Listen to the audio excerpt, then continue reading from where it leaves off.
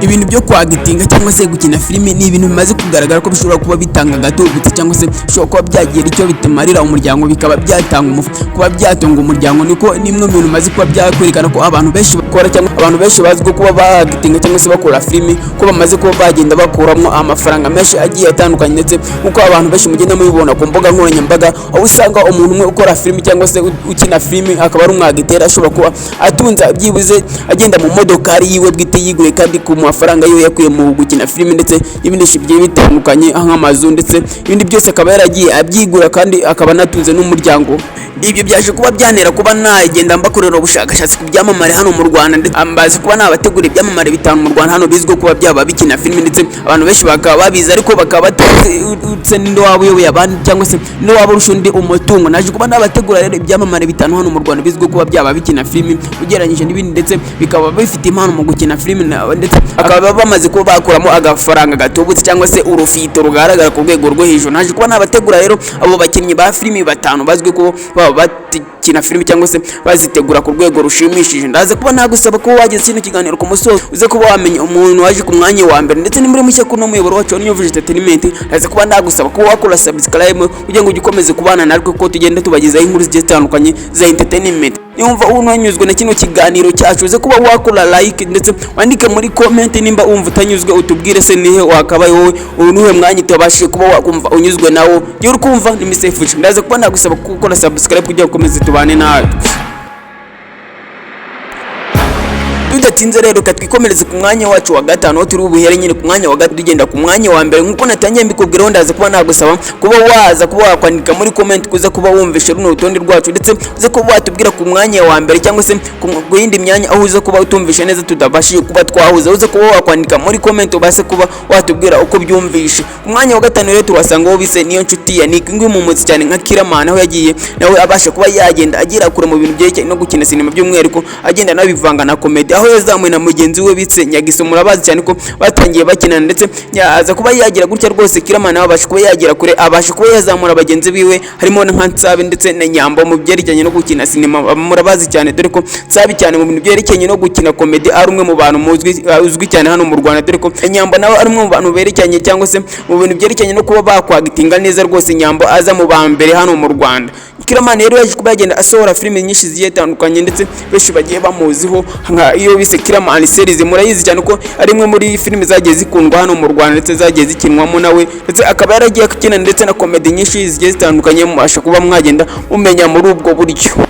Ku mwanya wa kane rero tudatinze turaza kuba twahasanga umwe mu bantu nyine nkuko natangiye mbikubwira waje kuba wazamura Kiramana, uwo nta wundi ni Nyagiso. Uyu muramuzi cyane ko yagiye akina comedy nyinshi zitandukanye guhera muri za 2018, ari we muntu wari uyoboye cyane mu bintu byerekanye no gukina comedy, dore ko mu bintu byo gukina comedy mu buryo bushyashya ari we waje kuba wagenda abizana hano mu Rwanda, ndetse akazana version nshyashya mu cyangwa se uburyo bushyashya bwo kuba wakina comedy butari bumenyerewe hano mu Rwanda. Rero Nyagiso yaje kuba yagira gutya rero mu bintu byerekanye no gukina comedy, aza kuba yagira akuramo urufito rugaragara, dore ko mu bantu bakurikirana channel iyo cyangwa se muyoboro wa YouTube amaze kuba yagira 600 by'abasubscribers bamukurikirana rwose. Urumva ko ari ibintu bishimishije kuko kuri YouTube ni hamwe mu bantu bashobora ko bagwa amafaranga atubutse ukabasha kuba wakwitunga mu buryo bushimishije cyane. Nyagiso rero yaje kuba yagira gutya nyuma yuko yaje kuba ejo bundi yakoza iyo bityo bise Nyagiso haba abantu benshi ina abantu bishimishiriza cyangwa se ahantu hekeranye n'imyidagaduro. Yaje kuba yakoza rero Nyagiso haba byerekana ko ashobora kuba ari umwe mu bantu bamaze ko bagira urufito rugaragara hano mu Rwanda, ndetse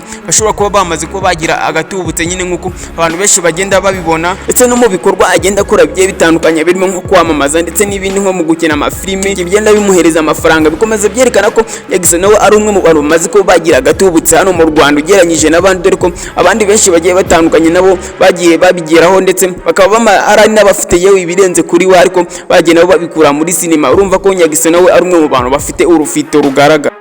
Tuve kuri uwo mwanya wa kane rero twikomereze ku mwanya wacu wa gatatu, aho turuze kuba twasanga umwe mu bantu bazwi cyane kuba barazamuwe na Papa Savo, nta wundi bamwita Clapton Kibonge, dore ko nyuma yuko yaje kuba yazamurwa na Papa Savo cyangwa se Niyitegeka Gratien, nawe ari umwe mu bantu baje kuba baza ku mwanya wa gatatu. Naje kuba nabategura bafite urufito rugaragara, ndetse muramuzi cyane Clapton Kibonge ko yagiye akina filime nyinshi zitandukanye, aho yagiye akina filime ari kumwe na Rusine ndetse n'indi mwagiye mumenya nk'umuturanyi nyinshi zitandukanye. No mugabo rero mu kugenda yamamaza ndetse n'ibindi bikorwa byinshi bigiye bitandukanye byerekeranye no gukina sinema na comedy byose, kuko ni umwe mu bantu babishoboye rwose, ni umwe mu bagiteri bazi kwagitinga neza mu bintu byerekeranye no gukina filimi hano mu Rwanda rwose. Ndakinye kuvuga ko ari umwe mu bantu bamaze kuba bagenda begukana ibihembo bigiye bitandukanye, dore ko no mu minsi ishize yagize gutya abasha kuba yajya hanze, ndetse ari byo bimubashije kuba byamujyana hanze mu bintu byerekeranye no kuba yaserukira cyangwa se yahagarira igihugu cy'u Rwanda mu bintu byerekeranye no gukina sinema. Abantu mugenda mukurikiye Entertainment mwaje kuba mwakurikirana ayo makuru, ndetse mwarabibonye ko yaje kuba yagenda rwose izina rye rigenda rizamuka ku rwego rwe hejuru, ndetse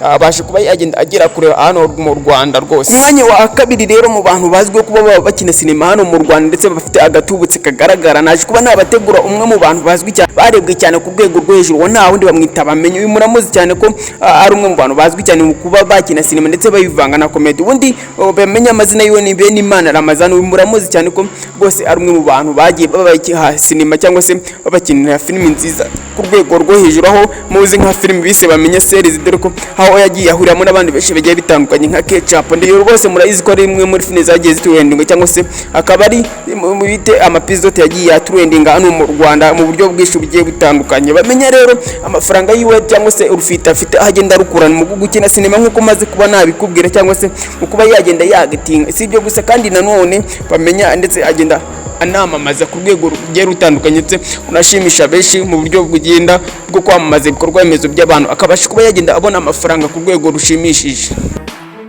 Tudatinze rero reka tujye twajya ku mwanya wa mbere nk'uko natangiye mbikubwira, wowe bashije kuba wagize kino kiganiro ku musozo. Urumva ko nyuma y'urutonde rumaze kuba twababwira abantu bane baje kuba bamaze kuba bagira akantu gatubutse cyangwa se urufite rugaragara mu babikuye mu kuba bakina sinema cyangwa se mu kwagitinga neza muri sinema nyarwanda, tugiye kuba twagera ku mwanya wa mbere. Rero ku mwanya wa mbere wowe urazi kuba watubwira se ni uwuhe wakekaga, ariko mbere y'ibyo byose reka mbanze nkwibutse kuba wakora subscribe ni muri cyo kuri umuyoboro wacu wa New Vision Entertainment, ndetse ukaza kuba kwandika muri comment ko bumvishe urutonde rwacu, ndetse ugakora na subscribe rwose, ukaba waza kuba wakora like numva unanyuzwe ku buryo bushimishije cyane. Ku mwanya wacu wa mbere tudatinze turazi kuba twasanga umwe mu basiri basaza cyangwa se umwe mu bantu bakuze cyane mu byerekeranye no gukina sinema, ndetse akaba ari umwe mu bantu bamaze kuba bagira imyaka myinshi cyane ariko atarabasha kuba yashaka cyangwa se yarongora. Uwo muntu bamwitereho Niyitegeka Gratien. Uyu muramuzi cyane ko mu minsi yashize yagize gutya rero kuri channel yiwe YouTube abasha kuba yakuza bamwe mu subscribers miliyoni, cyangwa se abantu bamukurikirana nyine kuri urukuta rwe rwa YouTube, ko yaje kuba yakuza miliyoni y'aba subscribers, dore ko atari ibintu byoroshye. Nyuma yuko mwagiye mumenya muri filimi zigiye zitandukanye nka Papa Sava, Seburikoko ndetse n'ahandi yagiye atandukanye, uno mugabo rero ni umwe mu bantu bafite urufite rugaragara ubu, cyangwa se akaba ari n'ibintu bigaragarira buri wese ko uno mugabo rwose afite amafaranga ku buryo bushimishije, ndetse bugaragarira buri wese mu buryo bwose. Kandi usinatinye kuvuga ko ari umwe mu bantu bazi ko amamaza mu bintu byerekeranye no gukina urwenya, rwose umwe mu bantu rwose bazi gukina neza ibintu byerekeranye n'urwenya cyangwa se comedy, ndetse akaba ari umwe mu bantu bazi ko agitinga neza na sinema. Urumva ko ibintu byose cyangwa se impande zose rwose Papa Sava we arazizi cyane. Urumva ko ari ibintu bishimishije kuri uno mugabo, ndetse akaba ari umwe mu bantu bahereye kera cyane bakina sinema nyarwanda, kuko abantu batangiye kuba mwagenda mureba sinema yo muramuzi ko Papa Sava yahereye kera cyane aho yatangiye yitwa Seburikoko. Gushima ugeje kuri uno tonde ku musozo rero ndagusaba kuba wakora subscribe ngo natangiye mbikubwira, uze kuba kwandika muri comment kuba wumvishe urutonde rwacu. Ngira ukumva ni Mr. Fuji, ini New Vision Entertainment, kora subscribe tukomeze tubanditse, wandike muri comment kole na like.